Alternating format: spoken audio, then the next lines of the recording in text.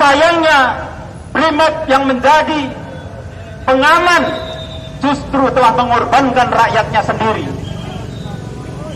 Banyak yang meninggal, luka dan lain sebagainya.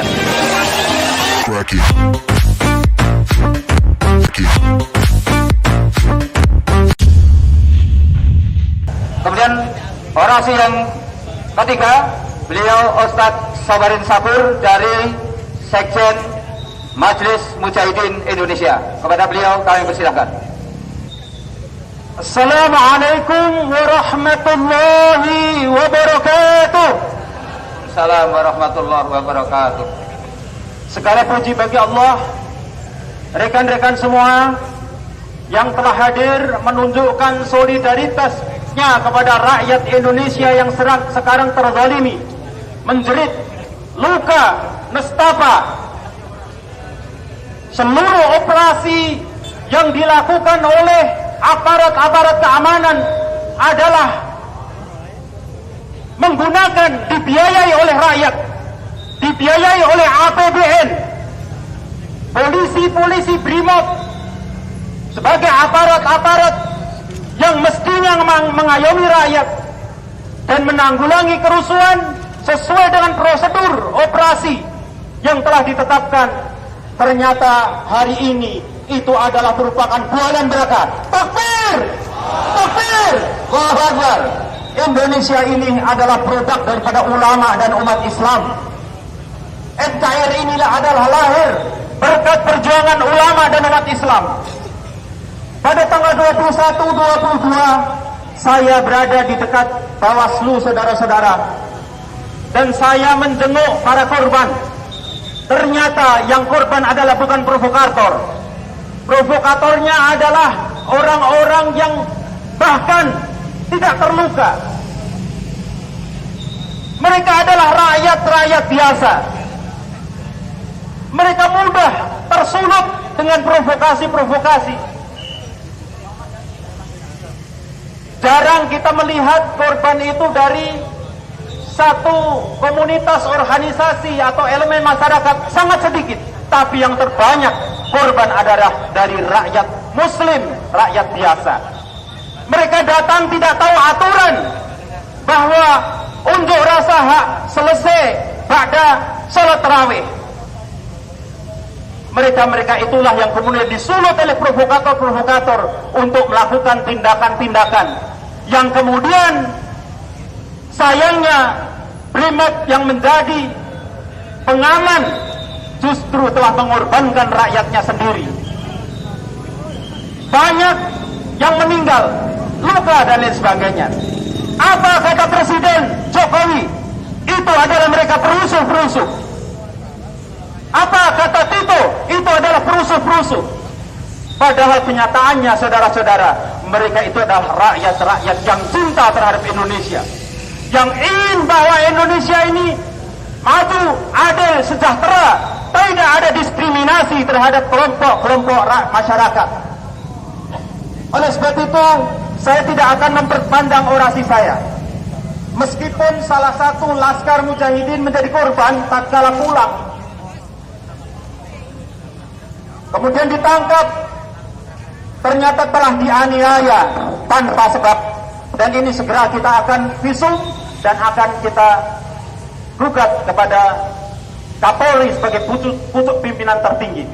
Kami hanya akan membacakan sikap Majelis Mujahidin terhadap kejahatan kemanusiaan dan kecurangan pemilu 2019. Menimbang, 1. Umat Islam dan ulama sebagai tulang punggung kemerdekaan Indonesia memiliki tanggung jawab penuh mengawal NKRI dari penyimpangan konstitusi. 2. Pemilihan umum 2019 sebagai mekanisme konstitusional merupakan momentum penting untuk memilih pemimpin negara dan anggota legislatif secara jujur dan adil. Namun, terindikasi kuat terjadinya kecurangan secara terstruktur, sistematis, dan masif yang merugikan lawan politik dan mengkhianati amanat rakyat. 3. Tragedi kematian petugas KPPS hingga lebih daripada 600 orang dan ribuan orang yang mengalami sakit dan korban rakyat yang melakukan unjuk rasa, sesuatu yang tidak lazim dalam pesta demokrasi. Ini merupakan kejahatan kemanusiaan yang mengundang duka nasional bagi bangsa Indonesia. Namun itu dianggap hal biasa saja oleh rezim dan penyelenggara pemilu. 4. Negara Indonesia berdasarkan ketuhanan yang Maha Esa, bukan berideologi sosialis, bukan nasakom, bukan komunis, sehingga pemerintah tidak dibenarkan membuat peraturan dan undang-undang yang bertentangan dengan aturan agama atau aturan Tuhan atau agama. Tidak diperkenanan melakukan penodaan, persekusi, menzalimi rakyatnya, mengintimidasi umat dan tokoh agama. Mengingat dan seterusnya, memperhatikan visi Jokowi dan Ma'ruf sebagai Cawapres 2019-2024 mewujudkan Indonesia maju yang berdaulat, mandiri, dan berkepribadian berlandaskan gotong royong, menunjukkan visi yang berbau nasakom. Sebagaimana disampaikan DNID di hadapan mahasiswa Sekolah Staf Komando Angkatan Udara di Jakarta pada tanggal 17 Maret 1964. Dalam ceramahnya yang berjudul Pembangunan PKI dan Revolusi Indonesia berkata, gotong royong yang menjadi perasaan Pancasila adalah perang gotong royong berporoskan nasakom. 2. Presiden Jokowi mengkhianati rumusan resmi Pancasila 18 Agustus 45 dan bersikeras menggunakan Pancasila 1 Juni 45 sebagai gantinya. Berarti langsung atau tidak langsung telah melakukan upaya kudeta ideologis. Hal ini merupakan penyimpangan ideologi sekaligus ketidaktaatan terhadap kewajiban memegang teguh Undang-Undang Dasar Negara Republik Indonesia 1945 sebagaimana sumpah saat dilantik sebagai Presiden RI pada tanggal 20 Oktober 14 di gedung DPR MPR RI. 4. Telah terjadi kecurangan bahkan kejahatan di dalam Pilpres 2019 secara struktur, sistematis dan masif sebagaimana ditemukan dan dilaporkan oleh BPN pasangan Capres-Cawapres Prabowo Sandi kepada Bawaslu dan KWU. Memutuskan 1. Presiden Jokowi tidak berhak sebagai Presiden RI karena secara konstitusional tidak bertanggung jawab menjadikan Pancasila 1 Juni 45 sebagai ideologi penuntun, penggerak, pemersatu perjuangan dan sebagai bintang pengarah bangsa dan negara Indonesia. Takbir! Takbir! Ini merupakan pengkhianatan ideologi negara kesatuan Republik Indonesia yang sudah disepakati oleh para founding fathers dan bangsa Indonesia dan tercantum di dalam pembukaan UUD 1945.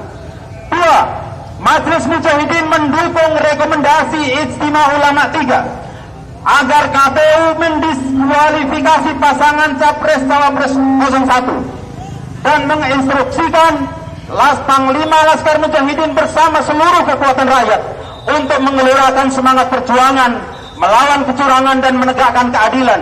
Untuk itu, rakyat hendaknya berkoordinasi dengan aparat keamanan TNI dan Polri yang masih baik, mengawal amanah rakyat dan negara dari anasir anti NKRI, anti Bhinneka Tunggal Ika, anti Pancasila, anti UUD 45 yang berkedok konstitusi negara. 3. Mengajak TNI dan Polri yang masih baik dan seluruh elemen bangsa Indonesia menjaga kedaulatan, keutuhan, kemandirian NKRI yang berbasis pada konstitusi negara Republik Indonesia yang diproklamasikan pada 17 Agustus 1945. Melindungi segenap bangsa Indonesia dan seluruh tumpah darah Indonesia, menghentikan kebijakan pemerintah yang anti agama dalam pengelolaan negara kolonialisme serta kolonialisme ekonomi Cina dan ideologi sosialisme komunis di Indonesia.